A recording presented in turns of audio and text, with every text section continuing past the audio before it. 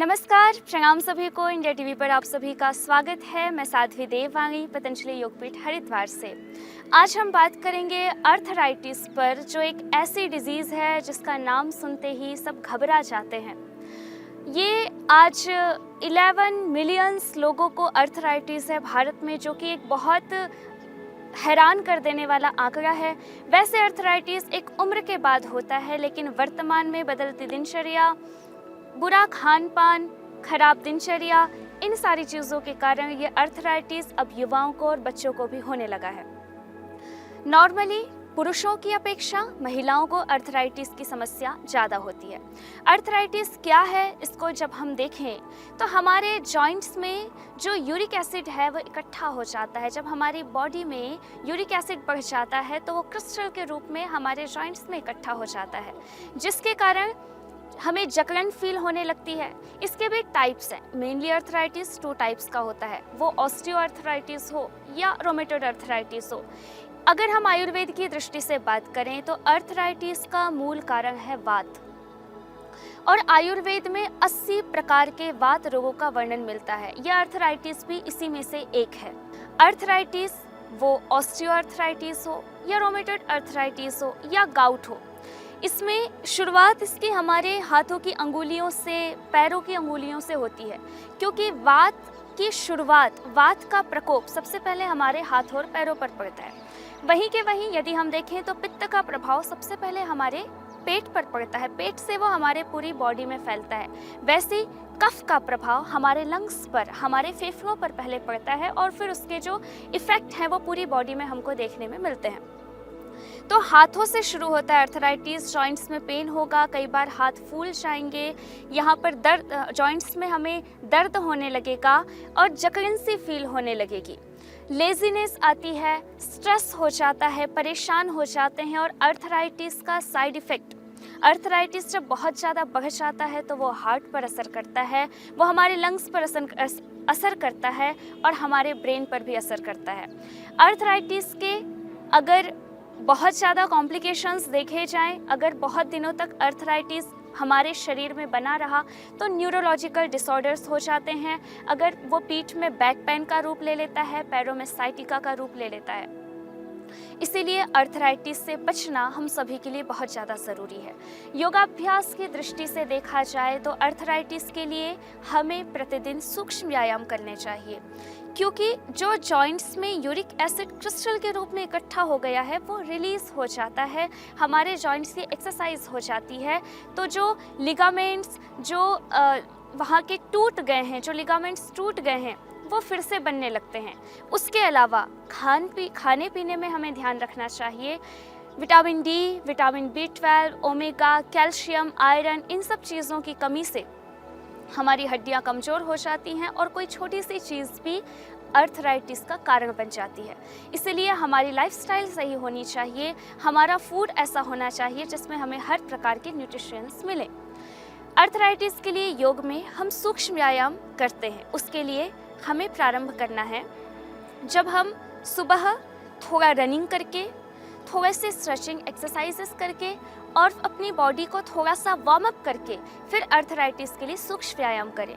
उसके लिए हमें सामान्य पद्मासन या सुखासन में बैठना है। सुखासन के लिए अपने लेफ्ट पैर को फोल्ड कीजिए और अपने दाहिनी थाइस के, राइट थाई के नीचे रख लीजिए, और राइट पैर को फोल्ड करके लेफ्ट थाई और पिंडली के बीच में रख लीजिए। ये है सुखासन की स्थिति। हमारा बैक स्ट्रेट होना चाहिए, हमारी गर्दन सीधी होनी चाहिए। इसके बाद हमें प्रारंभ करना है सूक्ष्म व्यायाम। अर्थराइटिस के लिए सूक्ष्म व्यायाम अनेक प्रकार के हैं, एक एक अंग का पूरा व्यायाम होता है, क्योंकि अर्थराइटिस केवल किसी एक जॉइंट में प्रॉब्लम नहीं करता, वो गर्दन से लेकर हमारे शोल्डर, हमारे एल्बो, हमारे नीज, हमारे हाथों के जोड़, पैरों के जोड़, बैक पेन, हिप जॉइंट, सब पर असर करता है। इसीलिए सूक्ष्म व्यायाम एक एक जॉइंट का होना चाहिए। तो हम हाथों से प्रारंभ करते हैं। अपने दोनों हाथों को इस तरह से सीधा करें और अपनी उंगलियों को ऐसे मोड़ें और फिर खोलें। शुरू में धीरे धीरे करें, क्योंकि जब अर्थराइटिस बढ़ जाता है तो हमें दिक्कत होती है। तो प्रारंभ में हमें कोई भी अभ्यास बड़ी सहजता से, क्योंकि योग एक सहज साधना है, किसी प्रकार का प्रेशर हमारे माइंड पर, हमारी बॉडी पर नहीं पड़ना चाहिए। तो ऐसे आराम आराम से। फिर इसमें बहुत ज़्यादा अच्छा रोल होता है श्वास की गति का, हमारी ब्रेथ का।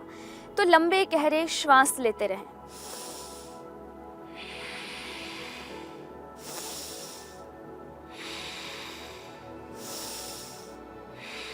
इस तरह से लंबे गहरे श्वास लेते हुए हमें सूक्ष्म व्यायाम का अभ्यास करना है। तो ये अंगुलियों की एक्सरसाइज हो गई।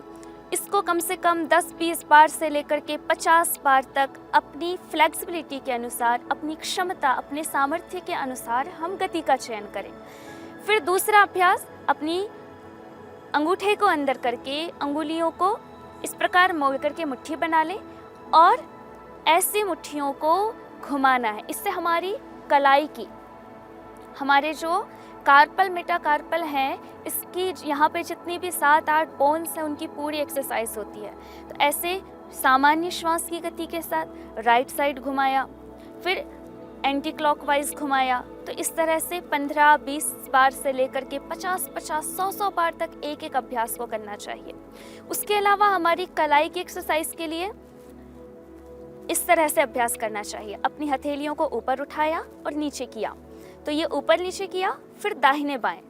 इस तरह से हमारी जॉइंट्स की पूरी एक्सरसाइज होगी।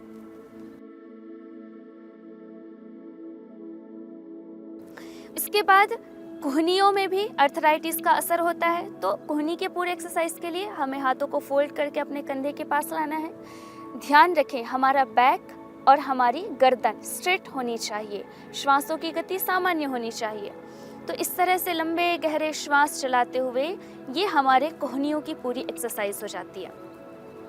फ्रंट में किया और फिर 15, 20, 50 बार तक करते हुए फिर साइड में हाथों को खोल करके इस तरह से हमें कोहनियों की पूरी एक्सरसाइज करनी है, श्वासों की गति सामान्य रखते हुए।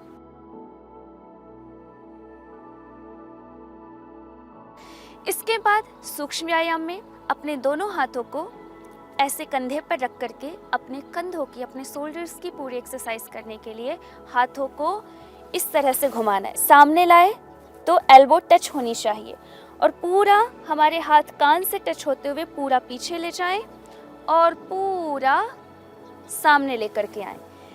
इस तरह से हमें कंधों की पूरी एक्सरसाइज करनी है।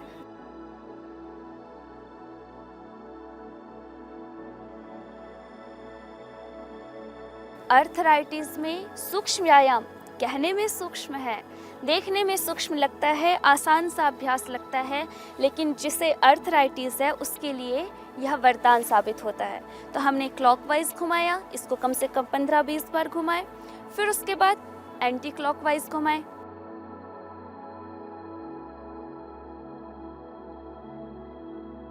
हमेशा ध्यान रखना है बार बार कि बैक स्ट्रेट हो, श्वासों की गति सामान्य रूप से चलती रहे।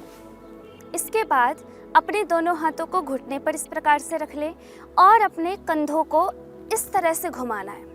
इससे हमारी जो कैल्विक और पीछे स्कैपुला पूरी एक्सरसाइज हो जाती है, हमारे कंधों की, शोल्डर्स की। तो अर्थराइटिस में जो हमारे कंधों में कई बार फ्रोजन शोल्डर हो जाता है, हाथ ऊपर नहीं उठ पाता, कंधे जाम हो जाते हैं, सोने में दिक्कत, बैठने में दिक्कत, तो ये सारी जो प्रॉब्लम्स हैं, ये इस प्रकार के जब हम लंबे गहरे श्वास लेते हुए ऐसे सूक्ष्म व्यायाम कर लेते हैं तो हमारे जो मसल्स हैं वो फ्लेक्सिबल हो जाते हैं। वहाँ का जो टॉक्सिक एलिमेंट्स जो हमारे जॉइंट्स में इकट्ठे हो गए हैं, वो यूरिक एसिड हो या कुछ और हो, वो रिलीज हो जाता है, तो हमें रिलीफ मिलता है। इसके बाद अपने हाथों को पार्श्व भाग से ऊपर उठाइए, रिस्ट कलाइयों को, एक दूसरे की कलाई को पकड़ लीजिए। अब अपने लेफ्ट साइड स्ट्रेच कीजिए, इससे हमारे साइड की पूरी एक्सरसाइज हो जाती है।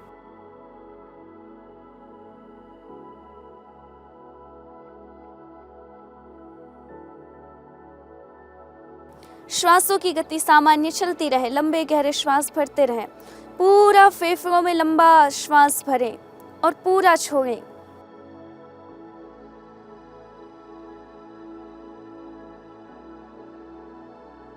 ऑक्सीजन की सप्लाई पूरी नहीं हो पाती। इस कारण भी हमारी हड्डियाँ, हमारे सेल्स कमज़ोर हो जाते हैं। इसलिए जब हम पूरा श्वास भरते हैं, ब्लड का प्यूरिफिकेशन अच्छे से होता है ऑक्सीजन के थ्रू, तो बहुत सारे रोग तो केवल प्राणायाम से भी ठीक हो जाते हैं। इसके बाद अपने दोनों हाथों को, अंगुलियों को ऐसे इंटरलॉक कीजिए, पीछे बैक पर रखना है और एंटी प्रेशर क्रिएट करना है अपने हाथों से सर की तरफ, सर से हाथों की तरफ। जो हल्का सा कंपन आपको महसूस होगा उसको महसूस कीजिए। इस तरह से 1 बार, 2 बार, 5 से 10 बार इस अभ्यास को करें।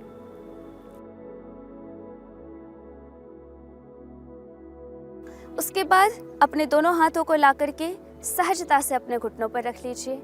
अपने दाहिने हाथ को उठा करके दाएं साइड, मस्तक पर दाएं साइड रख करके फिर से उसी तरह से एंटी प्रेशर क्रिएट करना है श्वास भरते हुए। फिर लेफ्ट साइड से किया,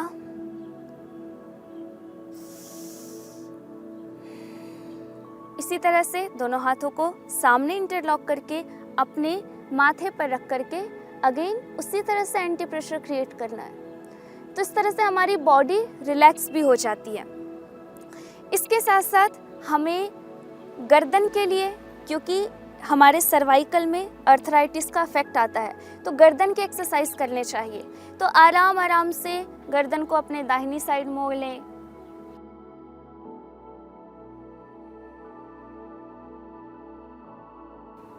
श्वासों की गति सामान्य, फिर बाएं साइड मोड़ लें,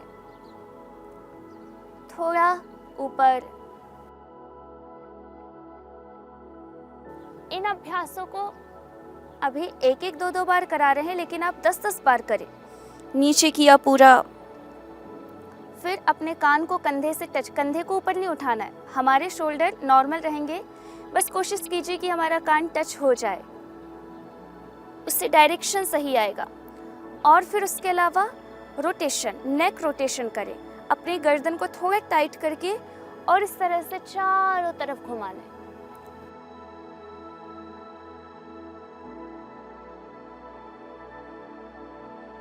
तो ये अर्थराइटिस के कारण जब हमारे सर्वाइकल या थोरेसिक हो, लंबर हो, हमारी जो स्पाइनल कॉर्ड है उसमें यदि असर आता है, तो इस तरह से क्लॉकवाइज, एंटी क्लॉकवाइज जब हम अपने नेक का रोटेशन करते हैं तो काफ़ी रिलीफ मिलता है। इसके अलावा हमने हाथों के एक्सरसाइज किए, नेक के एक्सरसाइज किए, हमारे एल्बो के किए, शोल्डर्स के किए। पैरों में अर्थराइटिस का बहुत असर पड़ता है, तो अपने पैरों को सामने खोल करके कुछ पैरों के एक्सरसाइज करने चाहिए। इसमें क्या करना है, हमारे पैरों की जो अंगुलियां हैं इनको हमें आगे पीछे करना है। ये देखने में बहुत छोटी सी एक्सरसाइज है, लेकिन अर्थराइटिस से जो पीड़ित है वो यदि इसको करे तो उसको एक चमत्कारिक लाभ प्राप्त होता है। तो इस तरह से श्वासों को लंबा गहरा लेते हुए पूरी एकाग्रता से, कोई भी योग तब अफेक्ट करता है जब वो पूरी विधि, मेथड के साथ किया जाए, राइट टाइमिंग के साथ किया जाए, कि उस योग को करने के लिए जितना समय ज़रूरी है हम उसको उतना समय दें। तीसरी चीज़, कंसंट्रेशन। अगर कंसंट्रेट होकर के हम योग नहीं करेंगे तो जितना लाभ हमें होना चाहिए उतना नहीं होगा। तो जब हम सूक्ष्म व्यायाम करते हैं तो जो घटनाएं, जो परिवर्तन हमारे अंगों में हो रहे हैं उससे हमें फील करना है। दूसरे अभ्यास में अपने पंजों को पूरा सामने ले जाइए, स्ट्रेच कीजिए और कंसंट्रेट होकर के फील कीजिए। जब हम पंजों को सामने ले जाते हैं तो यहाँ से साइड से पूरी मसल स्ट्रेच होती हैं, उस स्ट्रेचिंग को हमें फील करना है। फिर वापस ले आए, पूरा पीछे ले आए, फिर पूरा सामने खींचे, फिर पूरा पीछे ले आए। साइटिका जैसी बड़ी प्रॉब्लम में भी कई बार ये सूक्ष्म व्यायाम, थोड़ा सा व्यायाम हमारे लिए बहुत रिलैक्स देने वाला हो जाता है। इस तरह से फिर अपने हाथों को पीछे रख करके और पैरों को घुमाएं। राइट साइड क्लॉकवाइज घुमाया,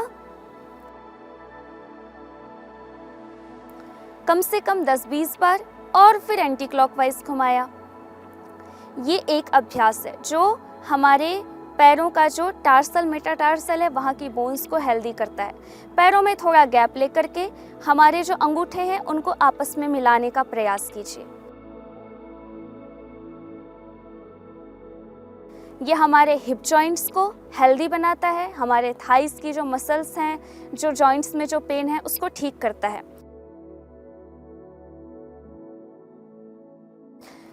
फिर अर्थराइटिस का असर आता है घुटनों पर। तो घुटनों के लिए हमें क्या करना है, घुटनों की जो कटोरियां हैं, हमें घुटनों के मसल्स को कॉन्ट्रैक्ट करना है। इसमें मूवमेंट बिल्कुल नहीं होगा, कई बार हम ऐसे ऐसे करने लगते हैं, ऊपर उठाने लगते हैं। हमें स्टेबल रखना है अपने पैरों को, और उसके अलावा जो कटोरियां उसको कॉन्ट्रैक्ट करना है। अब कैसे पता चलेगा कि विधि ठीक है? ये जो घुटनों के ज़मीन और घुटनों के बीच में थोड़ा गैप होता है, जब आप कॉन्ट्रैक्ट करेंगे तो गैप फिल होगा। ये छोटी सी एक्सरसाइज है। हम घर में टेलीविज़न देखते हैं, किसी से बातें कर रहे होते हैं, 1 सेकंड में 2 से 3 बार भी अभ्यास हो जाता है। तो किसी भी प्रकार की घुटने दर्द की समस्या, वो अर्थराइटिस के कारण हो या हड्डियों के कमज़ोर होने के कारण हो, विटामिन डी या B12 की कमी के कारण हो, घुटने दर्द की समस्या जब हमारा हैवी वेट होता है, और स्पेशली माताएं बहनें जब किचन में खाना खड़े खड़े बनाती हैं, बर्तन साफ़ करने से लेकर खाना परोसने से लेकर के झाड़ू पोछा करने से लेकर के सारे काम सुबह से लेकर के 12-1 बजे तक जब खड़े रहना पड़ता है, तो हमारे घुटनों पर जोर पड़ता है। और ऊपर से जब हैवी वेट हो तो घुटने फिर जवाब देते हैं। तो घुटनों के लिए बेस्ट एक्सरसाइज है। तो अर्थराइटिस में इन अभ्यासों को करें। इसके अलावा आयुर्वेद की दृष्टि से यदि देखा जाए तो अर्थराइटिस में कुछ पथ्य होता है, कुछ अपथ्य होता है। तो कुछ परहेज बहुत ज़रूरी है। अर्थराइटिस के पेशेंट्स को खट्टा नहीं खाना चाहिए, ज़्यादा तला भुना खाना, हैवी फूड नहीं लेना चाहिए, खीरा, टमाटर, नींबू या आंवला या किसी भी प्रकार की खट्टी चीज़, दही, छाछ से बचें। उसके अलावा हमें ऐसे फूड जो वात को बढ़ाते हैं, क्योंकि अर्थराइटिस वात से उत्पन्न बीमारी है, तो वात को बढ़ाने वाले जो आहार हैं जैसे फूल गोभी, आलू, मटर, बैगन, उड़द की दाल, इस टाइप के आहार से हम बचें। अर्थराइटिस यदि ठीक करनी है तो औषधियों के सेवन के साथ, योगाभ्यास के साथ और प्राणायाम भी करना चाहिए। उसके साथ साथ अगले सूक्ष्म व्यायाम के लिए अपने राइट पैर को फोल्ड करके आप अपनी लेफ्ट थाई पर रख लीजिए।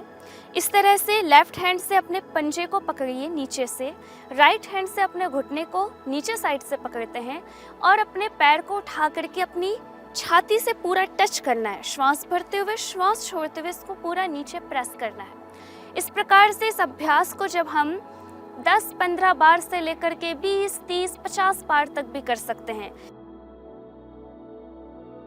हिप जॉइंट्स की इससे प्रॉपर एक्सरसाइज होती है। श्वासों की सामान्य गति के साथ लंबे गहरे श्वास भरते रहें, सहज साधना और एकाग्रता के साथ इन आसनों का अभ्यास हमको करना है। इसी के दूसरे अभ्यास में अपने पंजे को पकड़ करके इसी तरह से घुटने को पकड़ करके पैर को उठाना है, और इसको कहते हैं शिशुपालासन। जैसे माता अपने छोटे बच्चे को झूला झुलाती है गोद में बिठा करके, उस तरह से अपने पैर को ये ऐसे हिलाना है, राइट एंड लेफ्ट साइड। इससे हमारे हिप जॉइंट्स की प्रॉपर एक्सरसाइज होगी। इसी के थर्ड स्टेप में पैर को वापस फिर से अपने थाई पर रख लीजिए, पंजे को पकड़ करके रोटेशन करना है। इस तरह से हमें राइट साइड हाथ से पकड़ के पंजे को घुमाना है, फिर left side clockwise and anti clockwise हमें रोटेशन अपने पंजों का करना है। इससे हमारे एक एक जॉइंट्स की प्रॉपर एक्सरसाइज होगी। एक पैर से किया हमने, राइट साइड से किया, पूरे अभ्यास को फिर हमें आराम से लेफ्ट साइड से दोहराना है। लेफ्ट पैर को उठा करके आप राइट थाई पर रख लीजिए, पंजे को नीचे साइड से पकड़िए, घुटने को नीचे साइड से पकड़िए और श्वास भरते हुए पूरा उठा करके छाती से लगा करके और पूरा प्रयास कीजिए कि नीचे ज़मीन से टच हो।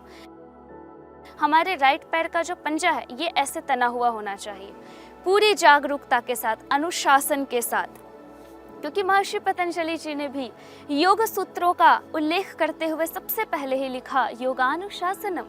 यदि उसका अर्थ करें तो योग अनुशासन है, कर्मों में कुशलता है, इसलिए हमें यौगिक आसन भी बहुत कुशलता के साथ, परफेक्शन के साथ करना चाहिए। क्योंकि भगवान श्री कृष्ण ने श्रीमद् भगवद गीता में कहा योगः कर्मसु कौशलम, तो वो कुशलता हमारे आचरण में दिखनी चाहिए। इसके दूसरे अभ्यास के लिए पैर को नीचे से पकड़ करके हाथों को, पैर को उठा लिया और इसी तरह से हमें राइट एंड लेफ्ट साइड झुलाना है। शिशुपाल आसन करना है। तो हिप जॉइंट्स जो अर्थराइटिस के कारण है, जो हिप जॉइंट्स में पेन होता है, बैक में पेन होता है, घुटने में पेन होता है, अंगुलियों में पेन होता है, सूज जाती हैं, जकड़न सी रहती हैं, ये सारी समस्याओं में हमें बहुत आराम मिलेगा। पैर को रख करके इसी तरह से जैसे राइट साइड से किया था वैसे लेफ्ट साइड से भी पंजे को पकड़ लें और इस तरह से रोटेट करना है, क्लॉकवाइज एंड एंटी क्लॉकवाइज। इस प्रकार यदि हम योगाभ्यास का सेशन सूक्ष्म व्यायाम का पूरा कर लेते हैं तो अर्थराइटिस में हमें बहुत लाभ मिलता है। तो योग आसनों के अलावा बहुत ज़्यादा रोल है अर्थराइटिस में। ऑक्सीजन की सप्लाई जब प्रॉपर नहीं हो पाती, इसलिए प्राणायाम भी हमें करना चाहिए। तो योगाभ्यास के साथ साथ हमें प्राणायाम पर भी विशेष ध्यान देने की ज़रूरत है।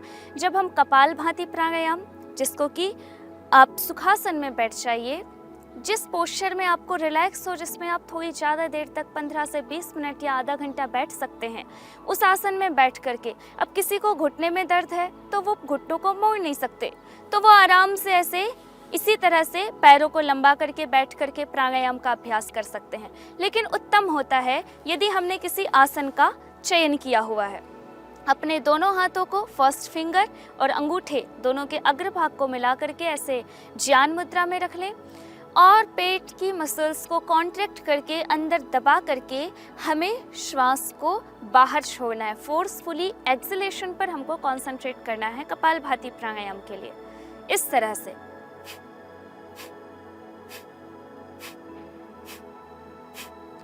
तो यदि अर्थराइटिस है तो ऑक्सीजन की प्रॉपर सप्लाई हो, उसके लिए बहुत ज़रूरी है कि हम प्राणायाम को भी अपने जीवन में शामिल करें।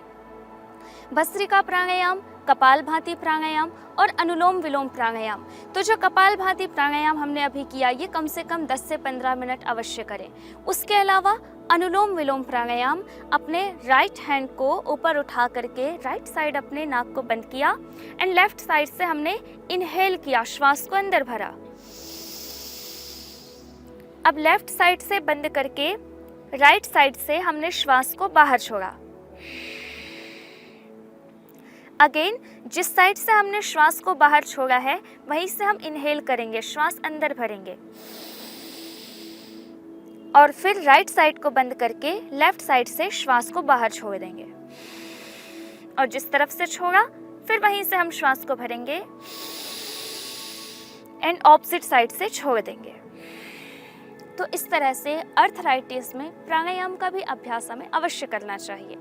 प्राणायाम के अतिरिक्त औषधियों का सेवन, हमारी जड़ी बूटियाँ, पेड़ पौधे, वनस्पतियाँ, इनमें वो गुणवत्ता पाई जाती है जो हमारे शरीर को निरोगी बना सकते हैं। हम सिंथेटिक दवाइयाँ लेते हैं, एलोपैथिक दवाइयाँ लेते हैं, पेन किलर्स लेते हैं, उसके कारण हमारा पेन, जो हमारा अर्थराइटिस है, उसके सिम्टम्स तो कंट्रोल होते हैं लेकिन सिस्टम ठीक नहीं होता।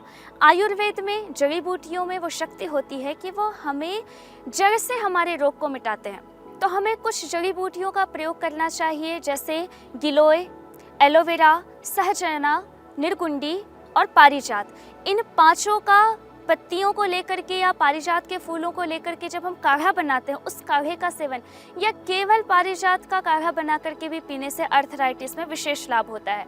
अर्थराइटिस वाले पेशेंट्स को अपनी डाइट में मेथी का यूज़ करना चाहिए। शाम को यदि हम रात में मेथी को भिगो कर रख लें, सुबह यदि उस मेथी को खाएं तो वो हमारे दर्द को बहुत रिलीफ देती है। हल्दी, सौंठ, मेथी और उसमें अश्वगंधा मिला करके जब हम लेते हैं तो हमारा अर्थराइटिस बहुत ठीक हो जाता है, नॉर्मल स्थिति आ जाती है। और योगाभ्यास, प्राणायाम, आयुर्वेद, खान पान पर नियंत्रण, ये सारी चीज़ें मिलकर के जो हमारा CRP, ESR या RA फैक्टर जब पॉजिटिव हो जाता है तो ये सारी प्रॉब्लम्स जो होती हैं वो औषधि के सेवन से, योगाभ्यास से, प्राणायाम के अभ्यास से, अच्छे दिनचर्या से ठीक हो जाती हैं। तो यदि आप अर्थराइटिस से परेशान हैं या आपके आसपास, आपके परिवार में, समाज में कोई फ्रेंड सर्कल में अर्थराइटिस से परेशान हैं तो उसको योग से, आयुर्वेद से, प्राणायाम से और हेल्दी लाइफस्टाइल से जोड़ करके उसके रोग के निवारण के टिप्स उन्हें दें, अपने जीवन में योग को शामिल करें। तो आज के लिए इतना ही। इंडिया टीवी पर फिर से आपसे मिलेंगे, तब तक के लिए इजाज़त दें। धन्यवाद, नमस्कार।